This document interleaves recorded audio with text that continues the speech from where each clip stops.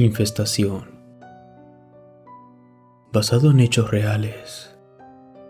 Lo que a continuación describiremos son síntomas muy generales de una auténtica infestación de demonios, pero deben de ser muy tenidos en cuenta a detalle, porque allí comienzan las manifestaciones de infestación. Por ejemplo, los animales se irritan o alteran de forma extraña, y en algunos casos llegan a atacar a sus dueños. Algunos lugares de la casa se ven inundados por olores y hedores extraños y nauseabundos. Se producen corrientes de aire frío, sin ningún motivo. La temperatura baja en algunos ambientes o en ciertas zonas de la vivienda.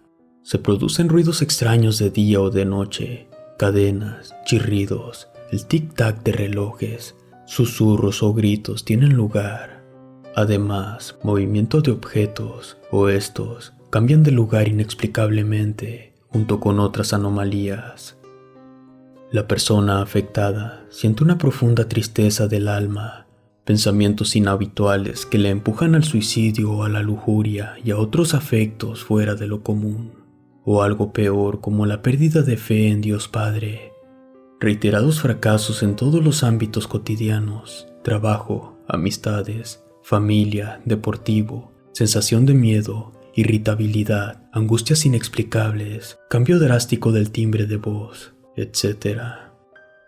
Si esto pasa, ten mucho cuidado, porque el demonio ya está dentro y necesitarás ayuda como yo. Soy la señora Guadalupe Pérez de San Pedro Sula, Honduras. Todo este infierno empezó justamente 6 años atrás cuando compré un solar. Es un terreno en unos predios que antiguamente fueron campos bananeros. Me mudé a una casa que humildemente construimos mi esposo, mis 3 hijos y yo. Cada quien tenía su dormitorio. Estábamos contentos y tranquilos, hasta que ellos, después de algún tiempo, me decían que les pasaba cosas extrañas. Empezando con mi hija, a quien le cerraban y abrían las ventanas, aún siendo corredizas. Esto pasaba especialmente por las noches. Decía ella que un hombre de color oscuro se paraba a mirarla por fuera riéndose de ella, hasta que un día le dio la espalda y este se enojó y la golpeó inexplicablemente, dejándole una mano marcada en la espalda con un moretón horrible. Pasó mucho tiempo para que se le quitara. Esto fue solo el inicio de esa maldita manifestación demoníaca o infestación de demonios, como usted le llama. Luego de unos días todo cambió. Empezaron los pleitos y los problemas con toda la familia. Mi hija cayó en depresión a tal grado que sin razón se cortaba el cuerpo con cúters. Mi hijo se volvió rebelde y ya no salía a montar su bicitaxi porque, muy asustado, decía que en las oscuras calles de la selva una mujer en condición de calle lo asustaba, la cual era despeinada con un vestido blanco muy sucio y al caminar no tocaba el suelo. Este ser lo perseguía cuando salía a trabajar a la calle justo al oscurecer. Esto lo tenía aterrado. Mis otros hijos decían que en el terreno de enfrente de la casa, el cual era uno grande, que solo ahí los asustaban al caer las noches, les salía a su paso un aterrador perro negro, el cual portaba una cadena que brillaba como el fuego en el pecho. Me contaban todas sus cosas, pero de lo cansada que venía del trabajo, casi no les prestaba atención. Hasta creía que era imaginación de ellos, o que de plano no querían vivir en este lugar tan apartado de la gente dentro de la selva. Pero la verdad era otra. Luego mi esposo empezó a tomar y a tener un comportamiento extraño. No lo entendía porque él nunca tomaba, y ahora lo hacía muy seguido. Estaba muy ocupada en mi trabajo que no platicaba con él. Una tarde, me tomé el tiempo de acostarme a conversar con mis hijos, ya que lo de mi hija me empezó a preocupar, porque no lo miraba como un comportamiento normal de una adolescente. Y ahí platicando, fue cuando comenzó a respirar algo en medio de nosotros debajo de la cama. Ese sonido era irritante y no era de ninguno de nosotros. Más bien, era como el jadeo de un animal muy horrible, tanto que podíamos oír su respiración cada vez más fuerte.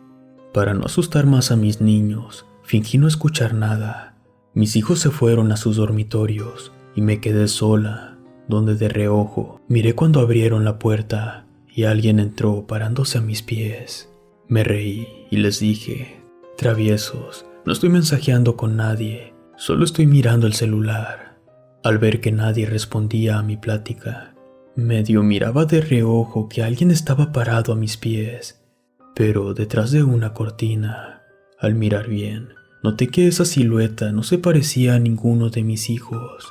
Me di la vuelta confundida y un amargo escalofrío recorrió todo mi cuerpo. Me levanté y fui a donde ellos estaban viendo televisión en la sala. Les pregunté y me dijeron que no se habían movido de allí. Me quedé muy intrigada y empecé a prestar atención a ese evento. Así que le pregunté a mis hijos como a qué horas miraban al perro negro salir de los árboles. Ellos dijeron que eso era aproximadamente a las 6 de la tarde.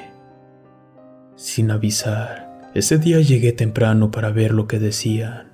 Y en efecto, salimos al patio que construimos a la orilla de una cañera, propiedad de la azucarera o ingenio, donde en épocas anteriores murieron muchos esclavos y gente de fatiga y a manos de los patrones despiadados.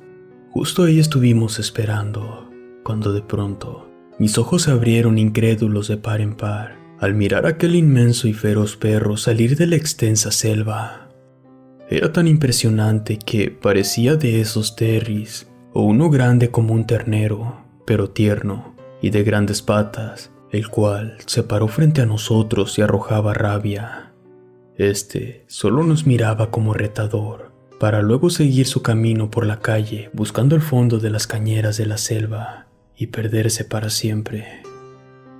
Después de ver eso, me asustaba dejar a mis hijos solos, pero si no trabajaba, no tendríamos para comer, ya que el borracho de mi esposo no ayudaba en nada. Luego llegaba a casa y mis hijos no habían hecho la limpieza ni nada. La casa estaba desordenada y la respuesta de ellos era que en la casa no estábamos solos, porque ahí vivían 2 niños, una niña y un varón que según se escondían en el cuarto de ellos porque la mamá de los niños los golpeaba sin piedad. En pocas palabras, eran como unos muertos ocupando nuestro espacio. Mis hijos culpaban a esos 2 espíritus del desorden de la casa, pues una tarde en mi día libre escuché cantar a alguien en el pasillo de la casa y me dijeron mis hijos: ¿escuchas eso, madre? Ahí todos reunidos, me di cuenta que no era ninguno de mis hijos. La verdad, ese cantar se escuchaba como en un hueco y no se entendía nada de lo que decía o cantaba. Debido a eso, decidimos que el cuarto de mis hijos se convertiría en una iglesia por tener una infestación de espíritus, entes, demonios. Mis hijos tenían puestas 3 Biblias en el Salmo 91, indicando para alejar a los demonios, y de las cuales ponían una abajo de cada almohada y una última en la entrada de la puerta abierta, que según ellos, con eso evitarían ataques demoníacos. La entrada de la casa estaba llena de papelitos hechos a mano, con el Padre Nuestro, crucifijos y santos e imágenes pegadas por todos lados. Pero ni siquiera con eso se detenía la infestación, porque se nos morían los animales, se perdía el dinero, se aparecían los muertos. En fin, pasaba de todo, y mis hijos y yo estábamos aterrorizados. Mi hijo el menor empezó a soñar con muertos, y al siguiente día había uno en la calle tirado, o soñaba con algo y se hacía realidad. Empezó a preocuparse, al grado de ya no querer dormir, pues esto le daba pánico, ya que cada sueño que tenía se cumplía, y lo peor es que su último sueño fue que su padre nos intentaba matar. Llegamos a cambiar todos, a tal grado que mi marido cuando llegaba ebrio nos golpeaba y lastimaba. Perdía la razón de todo, pero nunca había sido así con nosotros. Después, él caía en un sueño profundo donde al despertar ya no recordaba nada de lo que nos había hecho. Después de eso, me asustaba dejar a mis hijos solos con ese ser. Luego llegaba a casa y mis hijos no habían hecho nada. Estaba desordenado todo. Olía mal como a podrido, azufre, y el hedor era repulsivo. Era triste ver cómo poco a poco nos derrumbábamos. Un día, mi marido trató de matar a mi hija, su propia sangre. Primero la golpeó salvajemente hasta fracturarla. Ni siquiera mis 3 hijos lograron controlarlo. Este hombre se estaba convirtiendo en el mismo diablo, y hasta el día de hoy, él niega haberlo hecho, porque dice y jura que en su sano juicio jamás le haría daño a ninguno de sus hijos, y menos a su niña adorada. Nos separamos. Mi hija no quiso levantar cargos. Tampoco queríamos que la gente se enterara de esto que pasábamos toda la familia. Mis hijos se fueron para La Ceiba, una localidad más poblada, a pasar un tiempo con mi madre, pues ella podía cuidarlos y protegerlos. Yo me quedé sola en casa, pues esa cosa, bestia o demonio de mi exmarido, huyó para internarse y perderse en la Selva Negra, lugar o casa de esos entes aberrantes que por algún motivo de ahí salieron para acabar con mi hogar. Así que una noche, a eso de las 12 de la madrugada, algo me quiso abrir la puerta, ya que sabía que estaba sola. Sin embargo, la puerta se sacudía tan fuerte como si el mismo demonio clamara entrar. Pensé que quizá alguien se había metido a robar lo poco que aún me quedaba, y me armé de valor. Abrí como pude la puerta, cuando de pronto miré una sombra como de un hombre en el interior, la cual corrió y abrió la puerta del baño. Le grité: «Ya te vi, sal de ahí». Luego prendí las luces, pero ya no había nadie. Fui y revisé las puertas y estaban todas cerradas. En ese momento se apagaron todas las luces y yo salí corriendo. Me encerré con escalofríos en mi cuarto y vi cómo la tele de la sala se prendió y podía ver los reflejos de cómo cambiaban los canales. Y lo peor era que yo sabía que ya no tenía tele, porque mis hijos se la llevaron a casa de mi madre. Estaba todo raro, y muy claro escuchaba cómo estaba funcionando la tele, y de pronto vi a la sombra por debajo de la puerta donde estaba yo, y aquel demonio, sin duda, seguía afuera de mi cuarto, el cual me tocaba la puerta, pues se escuchaba cómo algo con uñas largas y pesadas me destrozaba la puerta de madera, y mugía como un animal. Estuvo ahí hasta más o menos a las 3:30 de la madrugada. Yo publiqué esto en varios grupos y se burlaron de mí. Ahora vivo con miedo y terror, pero no quiero perder mi único patrimonio que aún me queda, el que compramos con sacrificios y por el cual se separó mi familia. Me mudé de mi casa y me fui a alquilar un pequeño cuarto para sobrevivir. En los grupos me dijeron que con dejar la casa el asunto quedaría arreglado, pero eso no era cierto. Algo nos ataba a ella. Unos días después, vino mi hijo a vivir aquí pensando que todo había terminado, pero todo comenzó de nuevo, y hasta ahora en mi nuevo hogar, tocan la puerta a las 12 del día, y al salir a abrir, nunca hay nadie. Luego, empezamos a sentir de nueva cuenta que algo nos vigila por la ventana. Una noche, a mi hijo le tocaron la oreja y empezó a temblar porque nuevamente le respiraban en sus oídos. Eso era un jadeo o una especie de lamento con olor a podrido, una asquerosa sensación de muerte. Esto se repitió a menudo, así que nos volvimos a mudar. Y ahora, aquí regresó a vivir mi hija con nosotros, quien apenas se casó hace unos meses. Ella tiene 7 meses de embarazo y dice que una voz de hombre le habla y le pregunta cosas por las noches. También se escuchan quejidos cerca de nuestras camas. Eso me preocupa, porque mi hija dice que esa cosa le pide sangre pura y joven. Esa bestia ya dijo que quiere al bebé. Mi hija entró en dificultad de parto. Tiene problemas, ya que el bebé quiere nacer antes de tiempo, con apenas 5 meses de gestación. Justo ayer, me regresé a vivir sola con mi hijo menor, el cual ya les conté que tiene sueños raros.